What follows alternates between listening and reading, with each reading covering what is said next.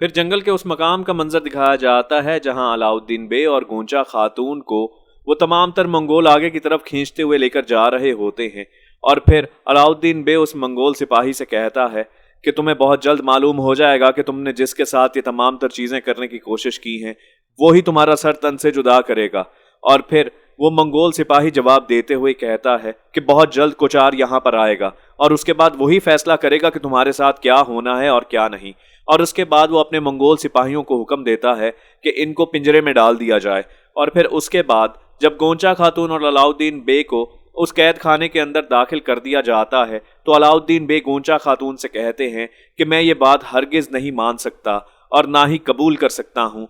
کہ میرے ہوتے ہوئے تمہیں کسی بھی قسم کا کوئی نقصان پہنچے۔ اور پھر علاؤالدین بے کو گونچا خاتون روک رہی ہوتی ہیں کہ آپ کوئی بھی ایسا قدم نہ اٹھائیے گا جس کی وجہ سے آپ کی جان کو خطرہ ہو، کچھ بھی ہو ہم اس وقت سے باہر آ جائیں گے۔ اور پھر علاؤالدین بے جواب دیتے ہوئے کہتے ہیں کہ ایسا ہرگز نہیں ہو سکتا کہ تاریخ میں یہ بات یاد رکھی جائے کہ عثمان صاحب کا بیٹا علاؤالدین ایک قید خانے کے اندر لڑے بغیر مارا گیا۔ میں یہ ضرور پسند کروں گا کہ میرے ہاتھ میں تلوار ہو اور میں ان سے لڑتا ہوا شہید ہو جاؤں۔ پھر کائے قبیلے کا منظر دکھایا جاتا ہے۔ صوفیہ جو کہ نڈھال ہوتی ہے، اس کے پاس ہولو فیرا، فاطمہ خاتون اور ساتھ قسمت خاتون الگن خاتون موجود ہوتی ہیں۔ ان میں آپس میں بات چیت جاری ہوتی ہے اور یہ پوچھا جاتا ہے کہ صوفیہ کی طبیعت اب کیسی ہے، اور پھر الگن خاتون بتاتی ہیں کہ اب یہ خطرے سے باہر ہے، جبکہ فاطمہ خاتون کہتی ہے کہ بہتر ہوتا کہ یہ خاتون مر جاتی، جس پر ہولو فیرا جواب دیتے ہوئے کہتی ہیں کہ یہ مت بھولو کہ اس کی یہ حالت صرف اور صرف حلیمہ کی وجہ سے ہوئی ہے۔ یہ حلیمہ کے آگے ڈھال بنی تھی جس کی وجہ سے اس کو یہ خنجر لگا اور یہ اس حال کو پہنچی۔ میرا خیال ہے کہ اس وجہ سے اس پر ہمیں تھوڑا رحم دکھانا چاہیے۔ فاطمہ جواب دیتے ہوئے کہتی ہے کہ وہاں میرا بھائی اور میری بھابھی پتہ نہیں کس حال میں موجود ہوں گے، اور یہاں میں اس سانپ کے لیے رحم دکھاؤں اور کس کے لیے؟ اپنی اس بہن کے لیے جو کبھی بھی کسی بھی وقت فریب دے سکتی ہے، جس کا کوئی بھروسہ نہیں۔ ہولو فیرا جواب دیتے ہوئے کہتی ہیں کہ میں جانتی ہوں کہ تم اس وقت بہت پریشان ہو، لیکن اس بات کا یقین رکھو کہ بہت جلد تمہارا بھائی علاؤالدین اور تمہاری بھابھی گونچا خاتون یہاں پر موجود ہوں گے اور وہ خیر و عافیت سے ہوں گے۔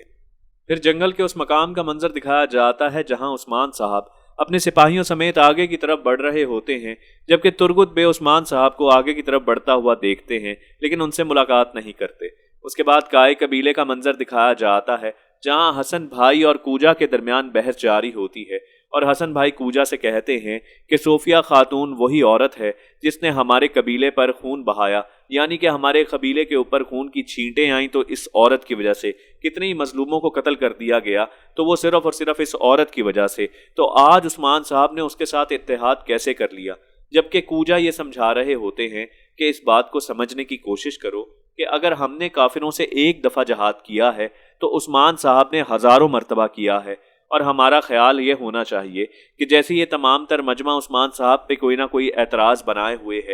ہمیں اس لمحے عثمان صاحب کا ساتھ دینا ہے، نہ کہ اس مجمع کی طرح عثمان صاحب کو کمزور کرنے کی کوشش کرنا۔ میرا خیال ہے کہ تمہیں میری بات ضرور سمجھ آئے گی۔ عثمان صاحب کو اس وقت ضبط کی ضرورت ہے، نہ کہ کسی قسم کی مزید تکلیف کی، اور ہمیں چاہیے کہ ہم عثمان صاحب کی بہتری کے لیے جو کر سکتے ہیں وہ کریں۔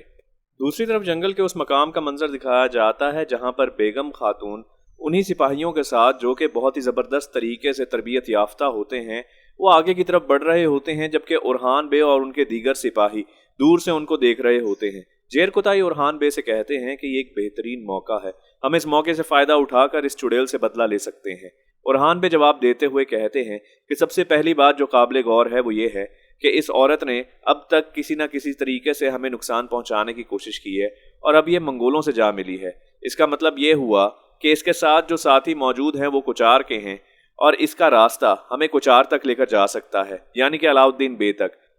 لہٰذا ہم تحمل کا مظاہرہ کرتے ہوئے اس عورت کا پیچھا کریں گے تاکہ ہم علاؤالدین بے تک پہنچ سکیں۔ موقع خود چل کر ہمارے قدموں میں آیا۔ دوسری طرف کائے قبیلے کا منظر دکھایا جاتا ہے جہاں پر کوجا اور حسن بھائی عثمان صاحب کے سامنے موجود ہوتے ہیں۔ عثمان صاحب ان دونوں سے بات چیت کرتے ہوئے ان سے پوچھتے ہیں کہ آپ لوگوں کے زخموں پر مرہم رکھ دیا گیا، یعنی کہ جس انداز سے میں نے آپ کو بچایا کیا آپ مطمئن ہیں؟ جس پر کوجا بہت ہی زبردست انداز میں عثمان صاحب کا شکریہ ادا کرتے ہوئے دکھائی دیتے ہیں، لیکن حسن بھائی عثمان صاحب کو للکارتے ہوئے کہتے ہیں کہ کیا آپ یہ بتانا پسند کریں گے کہ ابھی آپ نے اور کتنے دشمنوں کے ساتھ اور کافروں کے ساتھ اتحاد کرنا ہے؟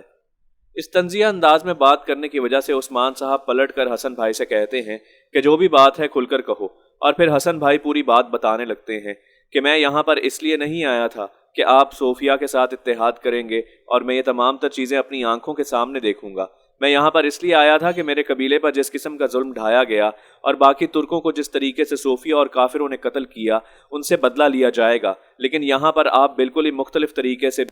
पेश आ रहे हैं। उस्मान साहब जवाब देते हुए कहते हैं कि हमारा मकसद ये नहीं कि हमने सिर्फ फतूहात ही हासिल करते चले जाना है, हमने अपनी कौम की फतह की तरफ देखना है। बहुत से ऐसे फैसले होते हैं जो कि फ़िलहाल बिल्कुल भी ठीक नहीं लग रहे होते, लेकिन उनके पीछे बहुत ही बड़ी हिकमत होती है। और जहाँ तक बात रही इस मामले पर, तुम्हें क्या लगता है कि मुझे इस बात की कोई तकलीफ या कोई दुख नहीं है कि हमारे कितने मुसलमान और तुर्क लोग शहीद हो गए हैं? मुझे भी ये बात याद है, लेकिन एक सही मौका और सही वक्त होता है जहाँ ये तमाम तर चीज़ें करनी होती हैं। लेकिन अगर तुम्हें मुझसे किसी भी किस्म की कोई शिकायत है और तुम्हें ये लगता है कि तुम जो कुछ भी कह रहे हो वो ठीक है और मैं गलत हूँ, तो तुम्हारे लिए रास्ते खोल दिए गए हैं, तुम जाना चाहो तो जा सकते हो। और फिर इसके साथ साथ उस्मान साहब वहां पर मौजूद तमाम तर सरदारों से कहते हैं कि अगर किसी को इसी तरीके से रवैया रखना है कि उसके सामने उसका अमीर मौजूद है, यानी कि जिसकी उसने बैत की है वो सामने मौजूद है, लेकिन उसके ऊपर सवाल उठाया जा रहा है और उसकी हिकमत और उसकी दानाई को एक तरफ रख के, उसकी काबिलियत को एक तरफ रख के सिर्फ एतराज सामने लाए जा रहे हैं,